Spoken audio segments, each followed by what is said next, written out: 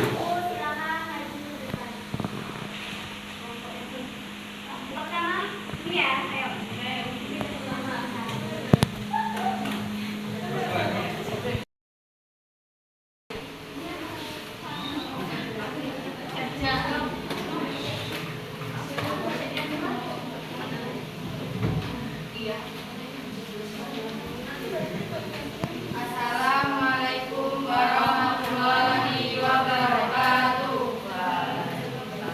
Warahmatullahi wabarakatuh.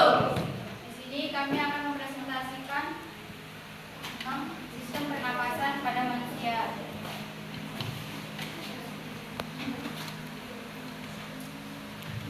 Sistem pernapasan pada manusia yang pertama ada gelombang faring, terus faring, trakea, bronkus, bronkiolus, alveoli. Fungsi hidung sebagai indera penciuman, faring membantu menyalurkan udara ke paru-paru, faring membantu menyalurkan udara ke paru-paru, faring melindungi saluran pernapasan bagian bawah, trakea sebagai jalur masuknya udara ke paru-paru, bronkus menjaga kualitas udara yang masuk ke dalam paru-paru, bronkiolus membantu proses distribusi di dalam paru-paru, dan alveoli memindahkan oksigen ke dalam aliran darah dan mengeluarkan CO2.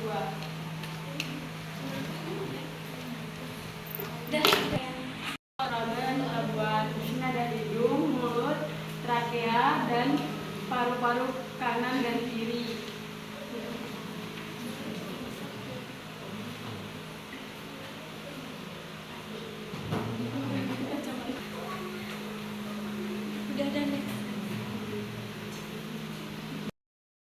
Sekian presentasi dari kelompok kami. Kami akhiri. Wassalamualaikum warahmatullahi wabarakatuh. Waalaikumsalam warahmatullahi wabarakatuh.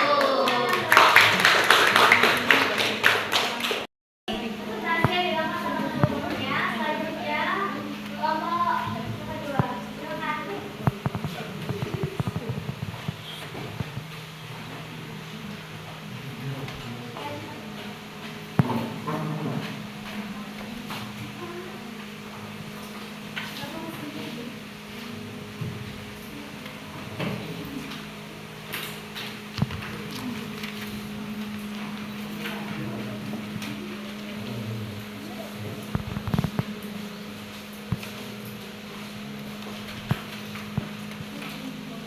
Assalamualaikum warahmatullahi wabarakatuh. Waalaikumsalam warahmatullahi wabarakatuh. Berdirinya kami di sini adalah untuk mempresentasikan hasil dari diskusi kelompok kami yang akan dibacakan oleh Najwa. Sistem pernapasan. Kasus gangguan sistem pernapasan, asma dan bronkitis. Tujuan pembelajaran: 1. Menjelaskan gangguan yang terjadi pada sistem pernapasan. 2. Menemukan solusi dan pencegahan berdasarkan sumber ilmiah. 3. Menyusun kesimpulan dari hasil diskusi kelompok. Petunjuk pembelajaran: baca studi kasus di bawah ini, diskusikan penyebab, gejala, dan solusi. Mencarilah artikel ilmiah populer terkait pencegahan. Presentasikan hasilnya secara kelompok.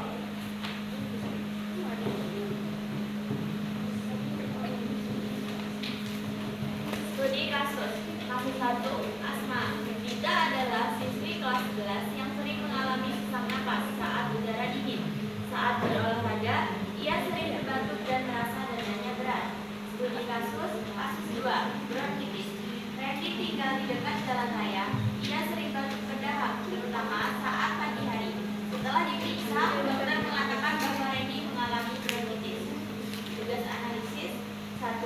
Identifikasi nama penyakit yang dialami Dita dan Randy. 2. Apa penyebab dari masing-masing gangguan pernapasan tersebut? 3. Apa gejala yang dirasakan oleh penderita? 4. Tuliskan solusi atau pencegahan yang mungkin dilakukan. 1. Dita mengalami asma, sedangkan Randy mengalami bronkitis. 2. Asma, alergen atau faktor genetik. Bronkitis, infeksi virus seperti influenza. 3. Asma, sesak napas dan dada terasa berat. Bronkitis, batuk dan produksi dahak berlebihan. 4. Rajin berolahraga dan makan makanan sehat. Refleksi singkat. 1. Apa yang baru kalian pelajari dari kasus ini? Dari kasus ini saya belajar lebih lanjut tentang perbedaan antara asma dan bronkitis. 2. kedua, mengapa penting mengetahui gangguan pada sistem pernapasan?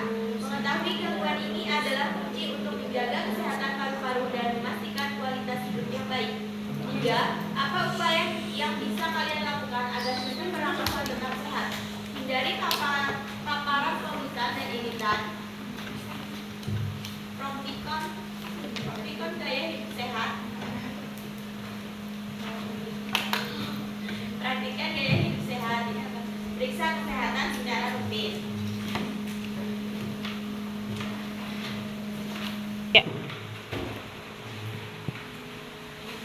Tiga.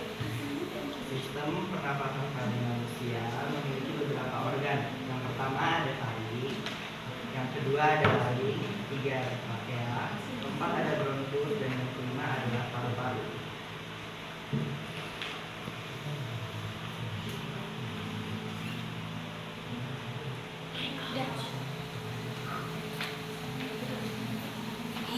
Dari kelompok kami, jika ada salah kata kami mohon maaf, kami akhiri. Wassalamualaikum warahmatullahi wabarakatuh.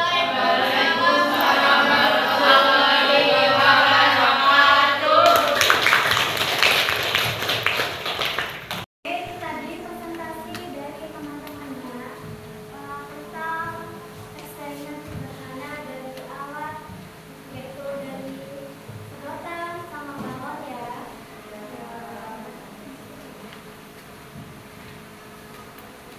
Sampai sini ada yang mau ditanyain? Iya. Bu, kenapa kita bisa bernafas saat hidup? Oke, jadi kenapa kita tetap bernafas saat tidur ya? Jadi otak itu khususnya bagian medula oblongata itu memang punya peran penting dalam pernapasan ya. Jadi dia tuh penting untuk mengatur dalam sistem pernapasan. Itulah kenapa ketika kita lagi tidur kita masih bernapas. Nah, jadi sistem pernapasan dalam tubuh kita itu tanpa kita sadari dia tetap bekerja maupun kita dalam keadaan tidur maupun saat beraktivitas ya. Oke, ada yang mau tanyakan lagi? Saya oke. Bagaimana alveolus bisa memutar oksigen dan karbon dioksida secepatnya tubuh? Oke, sebenarnya. Bagaimana alveolus bisa mengukur oksigen dan karbon dioksida ya? Ya.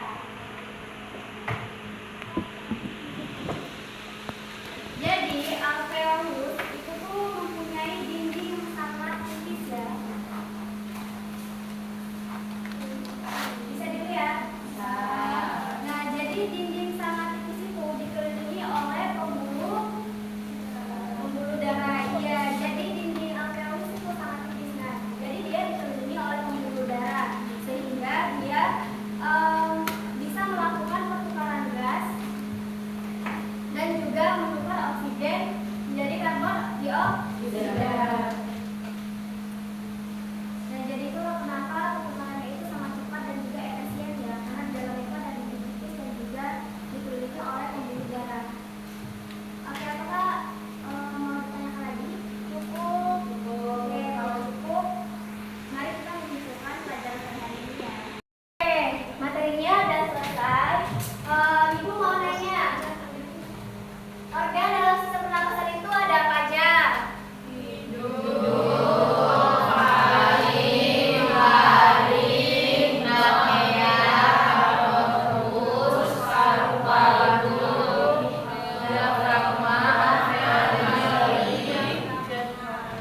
Oke, tempat terjadinya pertukaran gas di mana?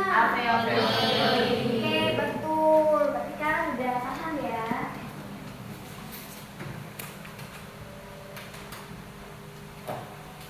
Oke, itu tadi materi yang dapat Ibu sampaikan. Ibu minta pada kalian buat menyimpulkan pelajaran pada hari ini. Ada yang bisa menyimpulkan pelajaran hari ini? Silakan tunjuk tangan. Oke, silakan. Sistem pernapasan manusia terdiri dari organ-organ penting yang bekerja sama untuk mendukung kehidupan. Oke, ada yang bisa menambahkan kesimpulan dari temannya? Oke, silakan Dewi. Menjaga kesehatan